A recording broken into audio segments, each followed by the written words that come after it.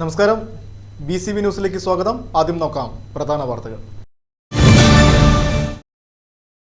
ചെറുതുരുത്തി പൈങ്കുളത്ത് അമ്മയ്ക്കും മകനും നേരെ നടന്ന ആക്രമണത്തിൽ മകൻ വിഷ്ണുദാസിന് കത്തിക്കുത്തിൽ ഗുരുതരമായി പരിക്കേറ്റു. വെള്ളിയാഴ്ച രാത്രി 11 മണിയോടെ അയ്യപ്പൻ എഴുത്തച്ഛൻ പടിയിൽ വെച്ച് പൈങ്കുളം സ്വദേശികളായ കൃഷ്ണകുമാറും ജയപ്രകാശും ചേർന്നാണ് ആക്രമിച്ചത്.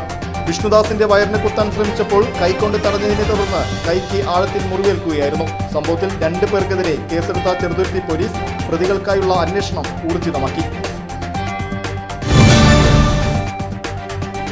സഹപാഠിക്ക് വീടൊരുക്കാൻ വേണ്ടി എങ്കക്കാട് രാമസ്മാരക LP സ്കൂളിലെ കുട്ടികൾ തങ്ങളുടെ സമ്പാദ്യക്കുറിപ്പുകൾ തുറന്നുവരുന്നു. സ്കൂൾ PTA ആഭിമുഖ്യത്തിൽ നടന്ന ബിരിയാണി ചലഞ്ചും ഫുഡ് ഫെസ്റ്റും വലിയ വിജയമായിരുന്നു. വീടുകളിൽ നിന്ന് ഭക്ഷണ വിഭവങ്ങൾ കൊണ്ടുവന്നു വിറ്റതും കുട്ടികൾ സ്വരൂപിച്ച തുകയുമെല്ലാം ഈ നന്മ കൂട്ടായ്മയ്ക്ക് മുതൽക്കൂട്ടായി.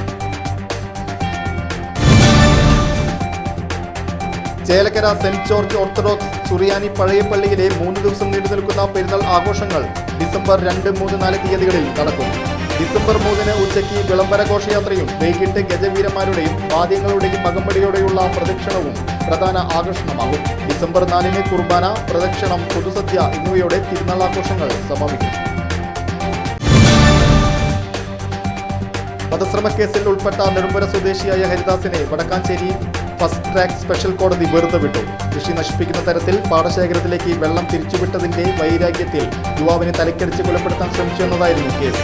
പ്രതിക്കെതിരായ കുറ്റം തെളിയിക്കുന്നതിൽ പ്രോസിക്യൂഷന് പരാജയം നേരിട്ടതോടെയാണ് കോടതിയുടെ ഈ വിധി. പ്രോസിക്യൂഷൻ 15 സാക്ഷികളെയും പ്രതിഭാഗം 3 സാക്ഷികളെയും കോടതി വിസ്തരിച്ചു.